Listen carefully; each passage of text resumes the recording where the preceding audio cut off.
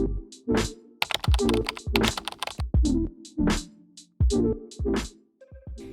everyone, welcome back to Nutrition Made Simple, a video series that we created that takes a look at topics surrounding natural health, and then we break them down into easy to understand and actionable steps.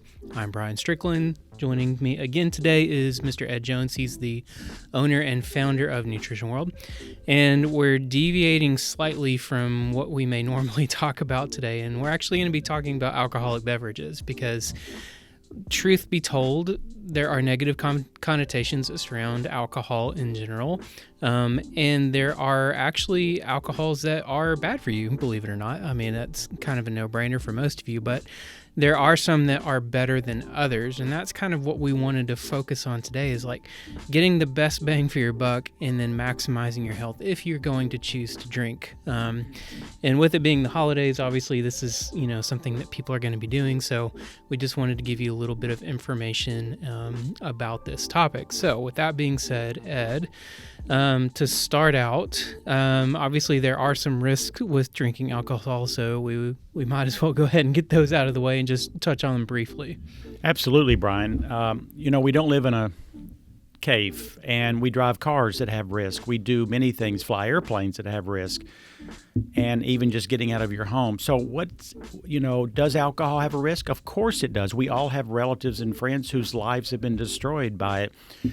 But I know many people whose lives have been enhanced by it if it's done appropriately and you don't have a genetic tendency to have troubles. So what do we do with that? And I basically kind of judge it on my own decision-making life of risk against benefit, harm against good, thinking about it rather than just getting rid of it. Because I find I feel more friendly, I feel more social, I feel a little less discomfort, I feel a lot of positives from alcohol, but only if it's the proper one. And I'm going to give you a list today of the 10 different alcohols, and I'm going to start with the worst one up to the very best one. Now, we cannot deny the fact that alcohol is not a health food. I don't care if it's the best one on my number one list. The reason is because the body takes that molecule and has to convert it to what we call aldehyde. Well, if you remember anything from high school, formaldehyde is what preserved those little mice and things and cadavers and other living creatures as past. Alcohol is a very, very strong chemical.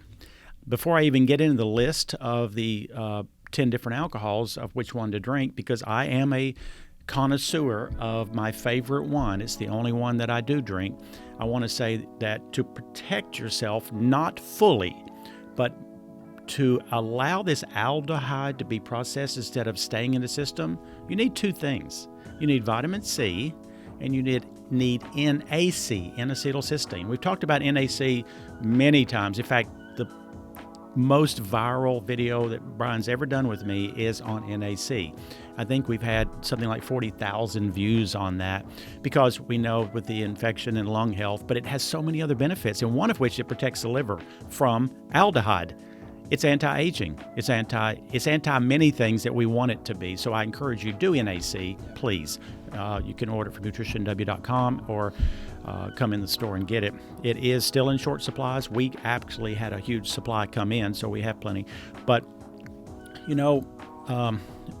what we want to do is I want to go through this list. And part of this I got from Dave Asprey, who is a person I respect greatly. He's kind of turned his life over to learning how can he live to be 120 years old in a healthy manner. The bulletproof coffee guy, for those who don't know. Exactly. And he has a thing on the internet called the Bulletproof Roadmap for Alcohol.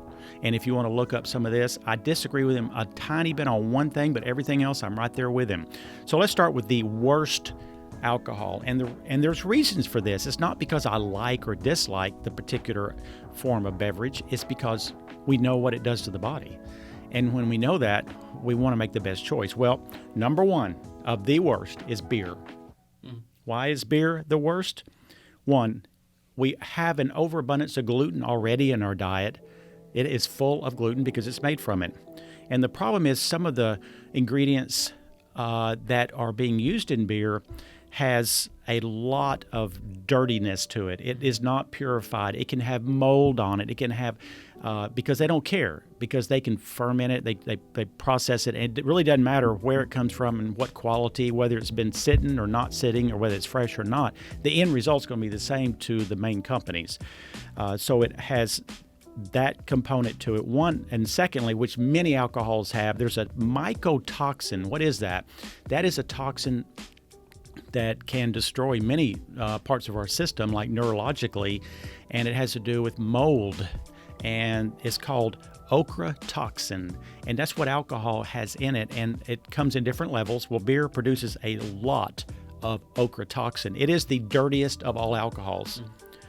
Nobody hardly will ever, or they're always stunned when I say this, because I've been saying this for many, many years. The number 9, which is the second to the worst alcohol, is wine. And that's where people are like, what? Wine? It's supposed to be a health food. It's got resveratrol and it's got this. Guess what, people?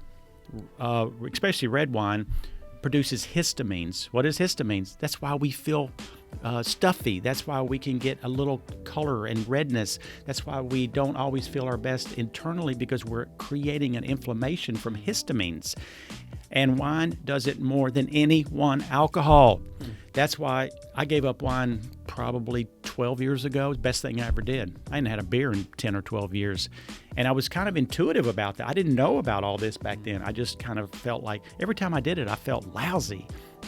Well, sometimes when we do something ongoing, we actually don't connect with that lousy feeling, because it becomes the norm only when you step away and you learn things. So that's even if the source material is quality, it still has that effect. It still has it, because they don't filter it, one. So when you don't filter alcohols, you leave everything in it. Now, if you get an organic wine, and it's a step better, but it's still not going to be that good, because it's still going to create histamines. It still produces the ochratoxin. It isn't filtered, and Roundup.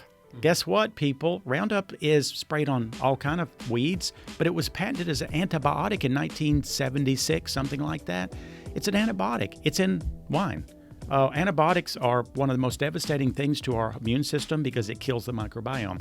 Red wine has a lot of that in it. So the second to the worst is wine. White wine's slightly better, but red's awful. Liqueurs is the number 7 on the list. And so we're not going to talk about why. Number 6, and I'm going to get to 1, which is the best one, but number 6 is dry white wine. The reason is because it's not red, it does have a little bit less histamines in it. It is slightly more filtered. It still has Roundup on it. That's why I rate it as a no-no for me. Dry champagne, don't like it, so that's off the chart for me. But again, because it's dry, it means it has less carbs. And before I get to the other list, let's talk about that. I want an alcohol that's not going to cause me to secrete insulin and glucose, because what does that do? It creates inflammation and weight gain. I don't want those. Who does? And so we want things that's going to be more neutral. When I get to the number 1, I've actually learned that the number 1 alcohol does not even put me out of ketosis, because it's so low in carb and it doesn't cause insulin release. So dry cider is the next one. And then whiskey, we're starting to get to the better levels. Whiskey, if it's a good brand, is better. Probably doesn't have Roundup in it, and it doesn't have histamines. So if we get to and I don't know whiskeys that much, but we can say the Crown Royal level of whiskey. My dad drank that his whole life. Okay, now we're getting to the top 3. I think these are the only 3 I will ever drink, ever, unless I was forced to do something else. Gin. Gin is made from juniper berries. Guess what? Juniper berries used to be used as a medicine a long time ago, because it has some medicinal qualities. Secondly, it is filtered to a point where a lot of contaminants are removed. The best of my knowledge, they don't use Roundup on it. Okay. So it has some very good benefits. Now, number 2 is vodka. Now, vodka is a cleaner alcohol, because you look at it, it's been purified and filtered to a great level. It does come a lot of vodkas come from potatoes. That's where I disagree with Dave Asprey a little bit, because potatoes are in the nightshade family. And if you are sensitive to nightshade foods, you can get arthritis very quickly and aches and pains from a nightshade. Don't like that. So that's why I certainly kind of differ with him on that. But now we get to the king of all. And when I say number one, it's not even close to me as number two. Number one is so much more superior than anything on my list, and it is good quality tequila. It just is, because no Roundup. It's made from agave. They took all the sugar out of agave when they make this. It is very purified. It is coming from vendors most of the time, the good level, from people who really care about their product. Now, people listening who say, oh, I got so sick on tequila when I was in college. The reason you did? Because you drank cheap tequila. Yeah. Cheap always causes you to pay a price. So number one is tequila, and I do prefer Patron or that level. And the number two thing that's the most important, you could take tequila and ruin it completely by what you mix in it. Yeah. I do the same thing every time because I've tested it. I know it works. I have it mixed. Of course, I'm at restaurants most time. I will have it mixed with plain water, and I'll have it shaken on the rocks with 3 lemon slices or lime squeezed in it. Something about the shaken that takes everything to a new level. And it is so low calorie, it's so low carb, it is so easy on the system that 15 stars for tequila if you have to drink. Again, it's about risk against benefit. Do it wisely. You don't drink 6 shots and expect it to be, anything but negative. But if you want the right amount to warm your heart, soften your tongue, and make you relax, tequila is it, people. Yeah, I think you kind of answered one of the questions I have, because, most people aren't going to be drinking these straight. I'm thinking gin, vodka, tequila are cocktail bases, more than anything. And so you can negate essentially any of the benefits that you would receive by mixing it with inferior quality products. Yeah, you could take a tequila and make it worse than a beer or wine. Okay.